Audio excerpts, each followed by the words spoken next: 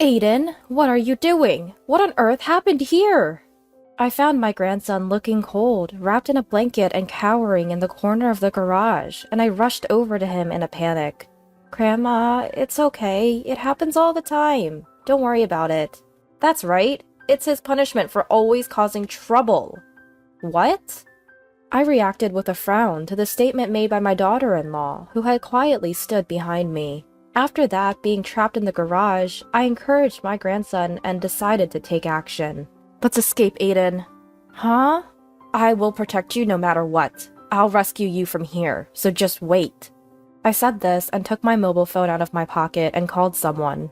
My name is Mary. I've reached the age of 70 and run a candy store with my sister, Dorothy. After my husband passed away and I was left alone, I seemed to be standing on the brink of despair for a while. My sister, who couldn't bear to see me like that, invited me to join her. This shop belongs to my sister and her late husband, and I'm here to help, so to speak. My sister's husband died quite some time ago as well. This shop, a memento of her husband, is something she's determined to protect, and I want to support her in that. So I decided to work as a helper. Mary, what are we going to do for the New Year's celebration? My sister has always doted on me. She acted as a parent in place of our busy parent. To me, my sister was indeed like a mother. I guess we'll probably go to Oliver's place again this year, huh? I've promised to show up, and I've told Aiden as well. Oliver is my son. He has a child with his wife, Emma, and that's my grandson, Aiden. By the way, how old is Aiden now? I think he's 20 years old. Is he still staying at home all the time? At my sister's words, I let my expression darken. My grandson Aiden apparently started shutting himself at home after attending college for a while. It seems he was bullied, and he even dropped out of college this year. Currently, he's unemployed and doesn't step out of the house at all. It seems so. Really, Aiden used to be such a social and cheerful child. My sister is right. Up until high school, my grandson was lively and had a life that had nothing to do with shutting himself at home. But then, one day, he suddenly became reclusive, and I was unable to hide my surprise when I heard about it. Then you should take this to him. As I recalled the situation and looked gloomy, my sister handed me some sweets. Dorothy, here. When you're feeling down, having some sweets and taking it easy is the best. The candy Aiden used to love is back in stock. If you like, take it to him. My sister, who smiles so brightly, is reliable and shed a bright light on my darkened heart. Time passed and the season turned to the new year. I was visiting my son's house. It must have been cold, right? Come on in, please. My son's wife took my coat and guided me into the living room. I thought she was really considerate and a good person, but then something happened that nullified that impression. Thanks, Emma. By the way, where's Aiden? I couldn't find my grandson anywhere. Even though he usually stays holed up at home, he shows his face and smiles at me whenever I visit. But on this day, he's nowhere to be found. I had heard my son would be back from work in the evening, but I haven't been told anything about my grandson. Is he in his room? That's what I thought when I was about to head there. Aiden's out shopping right now, Emma shouted, as if to stop me in my tracks. I jumped in surprise, but even more shocking were her words. Shopping? Aiden is able to leave the house now? My grandson, who hadn't left the house for the past year, was taking an unexpected big step. I was so moved that I inadvertently let out a loud cry. Yes, it seems he finally found the courage. I felt a slight unease in Emma's forced smile, but at that moment I didn't dig into it, because my son's wife was truly devoted and dependable. I had never once looked at her with a suspicious gaze. Since my son was an emergency doctor, he rarely came home, so the household matters were almost entirely left to his wife, Emma. That's why she quit her job. She wanted to dedicate herself to her family and raise her son properly. She had overcome the challenges of raising him alone with those thoughts in mind. I had no reason to suspect that Emma would do anything to her grandson, but now I live with a lifetime of regret. If only I had noticed my daughter-in-law's hidden side at that time, my grandson might not have suffered like this. I'm making your favorite steak for dinner tonight, Mary. Oh my, you didn't have to go to all that trouble. Not at all. You've always been so good to us. Please, let me do this much. Thank you. Here, this is for Aiden. The candy that Aiden used to love is back in stock. Saying that, I handed over a box of assorted candies, and she smiled at me with pleasure. I was helping Emma prepare dinner, but when I looked at the clock, it was already past 7 p.m. Speaking of which, Aiden hasn't come back yet. Isn't it getting too late for shopping? He just called me. He'll be staying at a friend's house today.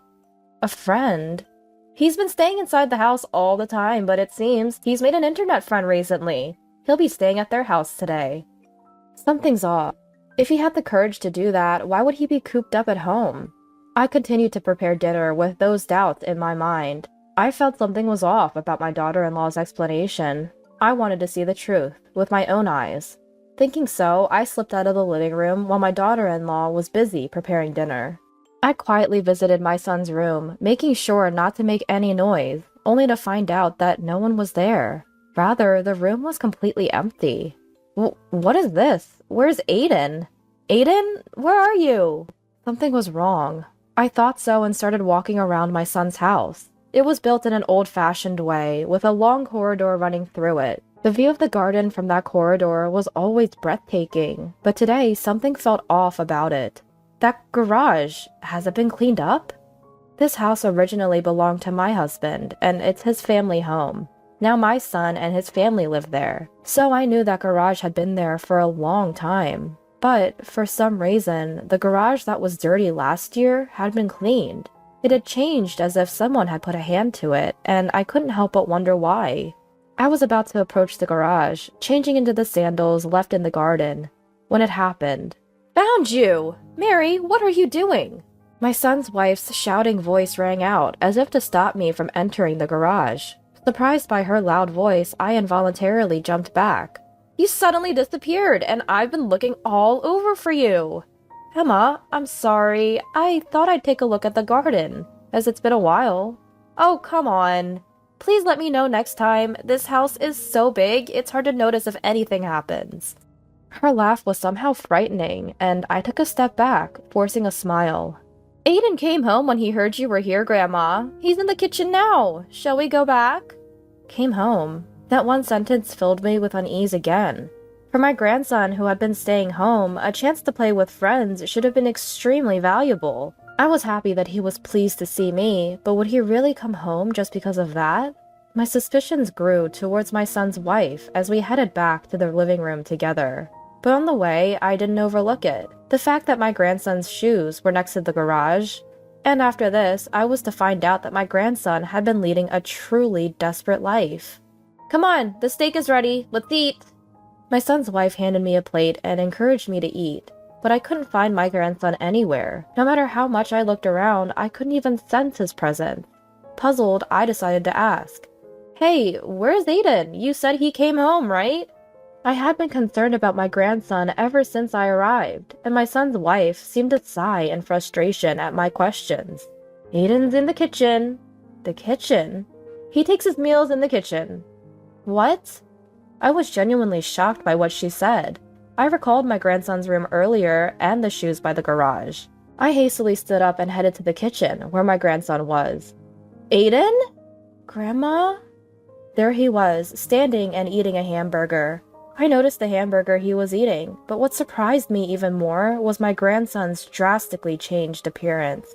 He used to love sports, and he had a good physique. But my grandson standing there had lost all his flesh, so emaciated that his collarbone and other bones were sharply protruding. His gaunt and unhealthy appearance made me let out a cry that was almost a scream. "Aiden, what happened to you? Your body. Grandma, please help." "What are you doing, Aiden?" The moment my grandson tried to say something, my son's wife appeared, cutting him off. My grandson, whose face looked like he might burst into tears at any moment, now stared at his mother in fear. "Mary, we have this delicious meat. Let's eat it quickly, shall we? Just ignore Aiden." Saying that, my son's wife tried to coax me away from the kitchen. I refused and stood in front of her as if shielding my grandson. "Emma, what is going on here?" "What do you mean?" My son's wife stared at me with a fiend, innocent look, trying to play dumb. Her insincere behavior irritated me and fueled my anger. "Don't play dumb, please. Why is Aiden eating in the kitchen all by himself? And just a hamburger, at that?" Oh, this is his punishment. I involuntarily shuddered at her, as she said it with a smirk, as if it were a trivial matter. She continued speaking, laughing with a troubled look, and lowering her eyebrows while looking at my grandson, who was hiding behind me.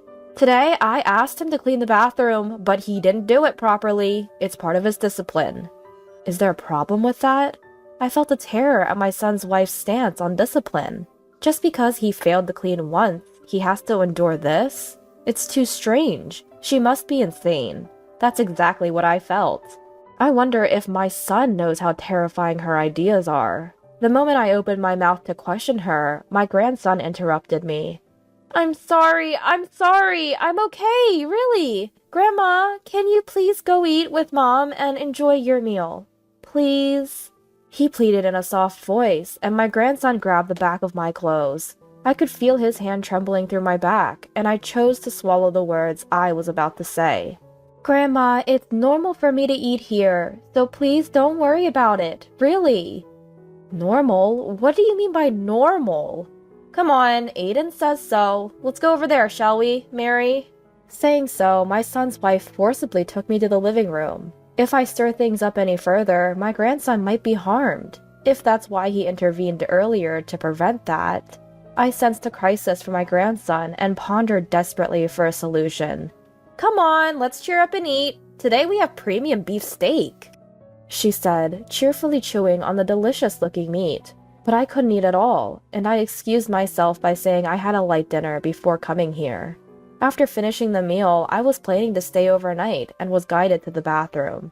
Taking the opportunity, I walked around the house again, looking for my grandson. I have to save Aiden. From the situation since I came to this house and my grandson's condition, I sensed that my son's wife was doing something terrible to him. But how to save him? I was thinking of taking my grandson and going to my sister's place, but I couldn't find him anywhere. He was not in the rooms, bathroom. Where had he disappeared to? Could it be that he's been locked in my son's wife's room? Just then, I spotted the garage in the yard. My grandson's shoes were lying there. Could it be? I quickly changed into the yard sandals and rushed to the garage entrance. Who? The garage entrance was not locked, and I was able to enter smoothly. There, I found my grandson, trying to fall asleep. Aiden? What are you doing here? What on earth happened? I rushed to my grandson, who was huddled in the corner of the garage, looking cold and frightened, wrapped in a blanket. My grandson looked up at me trembling, as if frightened by my approach. Grandma, it's okay. It happens all the time. Please don't worry about it. That's right. It's his punishment for always being a nuisance. What? Emma was suddenly standing at the entrance to the garage, smiling as she looked at my grandson and me. Mom! Mary, you really do love meddling, don't you? Even though Aiden was trying to protect you. Emma, you've been cruel to Aiden after all. Cruel? What are you talking about? I'm just teaching Aiden the same way I was raised. If you do something wrong, it's natural to be punished, right? Neglect. That word perfectly summed up the family environment, and I was almost at a loss for words. My son's wife was apparently raised in a harsh environment as a child, and what she was doing to my grandson seemed to be a part of the discipline she had received herself. But I couldn't accept that kind of parenting, and I spontaneously voiced my opinion. Punishment? This? What did Aiden do? You don't understand how I feel. I love Aiden and want him to be with me forever. But he abandoned me, trying to leave the house to go to college. It's all because he went to such a place. That's why he changed. My grandson was utterly terrified by his mother's hysterical outburst. I learned later that because she had overcome the challenges of raising a child alone, she seemed to have developed an abnormal attachment to my son. So, you've confined Aiden? You knew, didn't you? That's right, to keep Aiden from leaving me. So, I made him quit college. It was all to satisfy her own desires. I couldn't comprehend her talking about such terrifying thoughts so casually. The situation was more than just frightening. My grandson had been living in fear of that twisted love, suffering for a whole year. Thinking of his terror, I trembled with rage and couldn't help but glare at her. Since Mary knows the truth now, I can't let you go home, can I? With those words, my son's wife, wearing a sinister smile, began to slowly close the garage door. We're going to be trapped. I realized it too late, and by the time I started to move, it was already too late. After a loud metallic clang, I heard the sound of a clock. I'll think about what to do with Mary overnight. For today, you two, Aiden and you, will just have to sleep in the garage and reflect on things. My son's wife seemed relieved that she had locked me and my grandson in, and I could hear her walking away from the scene. In the silent garage, it was my grandson who spoke first. Why? Huh? Why did you come looking for me? If you had just left me alone. I couldn't bear to watch my grandson crying out like that, trembling with guilt and fear. Thinking from his perspective, this life had been so hard and painful for him.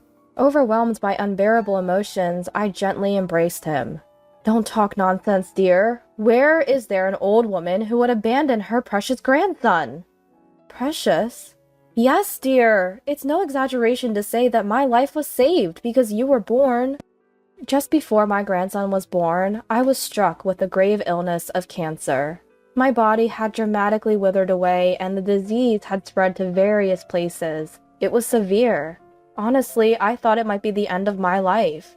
I was in such a state that I had prepared myself for it. During that time, Emma was in a dangerous situation during childbirth for both mother and child. It was such a difficult delivery that they were issuing warnings. But my grandson was born. At the time of his birth, I expressed profound gratitude to my son's wife, and although I had been ready for the end of my life, my grandson gave me the courage and hope to live. So you see, I decided that I must protect you. It's because of your resilience, which saved my life, that I have been able to live this long. My grandson listened quietly to my gentle words, and then perhaps overwhelmed by a wave of both pain and joy, he began to cry quietly, embracing me in return. I really want to run away.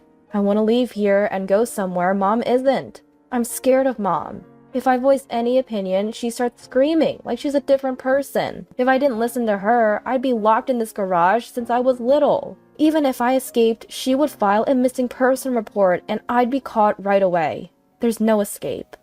I had no idea that my son's wife's behavior was tormenting my grandson like this. From what he told me, all his friends were taken away by my son's wife, and there was no one to help him. It seemed he had given up hope of escaping from my son's wife. Now I'm stuck with this weak body. I'm really pathetic, aren't I? I found it painful to see my grandson's forced smile. I could feel my body trembling with anger. Let's run away, Aiden. Huh? I will protect you no matter what. I will rescue you from here, so just wait. I said this and pulled out my mobile phone from my pocket, calling someone. Hello? Mary? What's going on? The person on the other end was my sister, and I explained the whole situation to her. Rather than getting angry, my sister thought of a way to help us first. First of all, make sure to keep each other warm so you don't get cold. Oliver's workplace is that place, right? With those words, my sister asked me for the address of my son's workplace. I was certain, but I wondered what she was planning to do, and was about to ask when she cut me off, anticipating my question. We need to teach her a lesson. I'll make her understand that her twisted love is wrong. Just wait, both of you. I'll come and rescue you soon. My sister told me this unilaterally, then hung up the phone, and we spent some time just like that. It was January, in the dead of winter. Since we were in the mountains, the temperature had dropped even further. The cold was so severe that even huddled together, my grandson and I couldn't bear it. Our words dwindled, and I felt like I might lose consciousness. Just as I was about to close my eyes with those thoughts, something happened. It sounded like a fire or some sort of accident nearby. There was a loud noise of ambulances, fire trucks, and police cars. The sound brought me back to my senses, but something about it seemed off. It was very close, and it sounded as if they had stopped right in front of our house, perhaps. Just as I thought that, I heard the scream of my son's wife. Hey, you guys! What's going on? Over here! Quickly! Break the garage lock! Incredibly, I even began to hear my son's voice from outside. Help had arrived. With that thought, I stood up and began pounding on the garage with all my strength. I'm here! Someone please help! Save Aiden! Save my grandson! Following my cry, my grandson also began to raise his voice, calling for help. We're opening it now. Please stand back. Because the paramedics shouted that, my grandson and I moved away from the entrance. The sound of the lock being broken with machinery echoed, and the moment it was destroyed, the entrance burst open with force. Are both of you okay? Dad? My son, his face a mix of panic and anxiety, appeared and hugged his son as if he were jumping on him. Seeing his father's face, my grandson seemed relieved and embraced his father, crying. Hey, what are you doing? You think this is allowed? Doing something like this without permission? Emma, unable to comprehend the situation, screamed and ranted, claiming their actions were unreasonable, but not a single adult seemed intimidated by her. Everyone glared at her, and then my sister appeared, confronting my son's wife. Don't talk nonsense! Do you even realize what you've done? My sister yelled at my son's wife in a voice louder than I'd ever heard before. We were all taken aback by her voice, but the one who was even more startled was my son's wife. You were about to do something irreversible! Don't you understand how dangerous that was? My sister yelled at my son's wife, her anger like that of a real mother, but my son's wife raised her voice to confront her. In the first place, if Mary hadn't meddled, none of this would have happened. It's not my fault, it's all Mary's fault. I'm not in the wrong. Those words of my son's wife screaming that she was not at fault made me furious, and I lost my temper. If I hadn't noticed this today, you would have continued to believe Aiden was yours, and would have kept taking away his freedom. But that's because Aiden doesn't understand my feelings. Don't force your selfish thoughts on a child. I rebuked my son's wife, who was still trying to resist, scolding her so sharply that I left no room for rebuttal. You unilaterally demand love in return, and don't even try to listen to the child's opinions. You have no right to call yourself a parent. What did you say? Interrupting Emma's attempt to argue, a police officer stepped in front of her.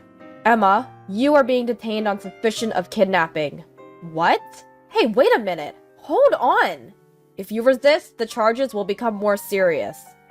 At the police officer's words, a breathless Emma quieted down and was then taken away. Afterward, my grandson and I went to the hospital for an examination. He had been locked in a freezing garage.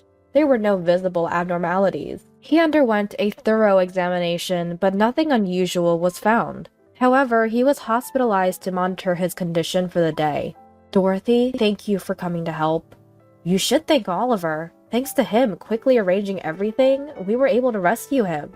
I'm really sorry. It's my fault for not looking after the house properly. Oliver, that's not true. You were working hard to protect our home. But maybe this happened because I left everything to Emma, using work as an excuse. I'm also to blame. I spoke gently to my son, who felt responsible. Then, from now on, you must protect Aiden. Surely Emma will come to take Aiden back. Yeah, I think so too. We have to make sure that he never falls into her hands again. That's true, but what should we do? I have an idea. When I proposed this to my son and sister, they both agreed. Time passed and the day came when Emma was released. As we were prepared for her to contact us, sure enough, Oliver's mobile phone rang. Wait, what's going on here? The first thing out of her mouth was neither an apology nor a complaint, but a voice, almost like a shout. Both my sister and I, who were listening to the call, sighed at her expected reaction. What's the matter? The house! It's gone, isn't it? Yeah, it's gone. We don't need a house to live with you anymore. What? What do you mean? Explain yourself! Just being released and faced with an incomprehensible situation, she was speaking with a voice filled with anger and desperation. In fact, after that, we all, including my grandson, had discussed it and sold the house, leaving it a vacant lot. Since I had originally been the owner of the house, selling it was easy. My son and grandson were now living on entirely different land, and after this phone call, the mobile phone was to be disconnected, and arrangements were made to talk to Emma through a lawyer. There's no way we can go on with you, and Aiden has finally settled down. Don't try to interfere with our family anymore. What are you talking about? Aiden is my precious son. Stop it. The grandson, who had been listening to the call, quietly spoke up at her shouting. Aiden? Where are you? Mom will come and get you. Just wait. I'll come and take you back right away. You're creepy. In response to Emma's words, the grandson spoke out in an angry tone. Emma, surprised at his words, showed a look of confusion. Aiden? What on earth are you saying? I've put up with it for so long. I'm finally living freely with Dad and the others, so don't get in our way. I never want to see your face again. The grandson, who had said that, was excited, catching his breath with his shoulders. I placed my hand on his shoulder and gently soothed him by patting it several times. We are getting a divorce. Don't ever show yourself in front of us again. My son, who had said this, hung up the phone unilaterally and immediately set his phone to reject calls from Emma's number. We also made sure that no contact could reach the grandson's mobile phone, leaving the rest to the lawyer. After that, the divorce from Emma was successfully finalized. Thanks to a restraining order, the grandson is enjoying peaceful days. Emma is said to be attending therapy, unable to let go of her love for her son. She's not working and lives on benefits from the government, or so I heard through the grapevine. Since then, my grandson has stopped shutting himself in the house and is now studying hard with the ambition to attend medical school. I want to become someone who can help others too. Inspired by the father and rescue team that saved him, he's been saying this and striving every day. My sister and I still run the candy store, playing with little children every day. For our grandchildren who have regained a peaceful life, and for the children yet to be born who we hope to welcome into our lives, we cannot give up on living just yet.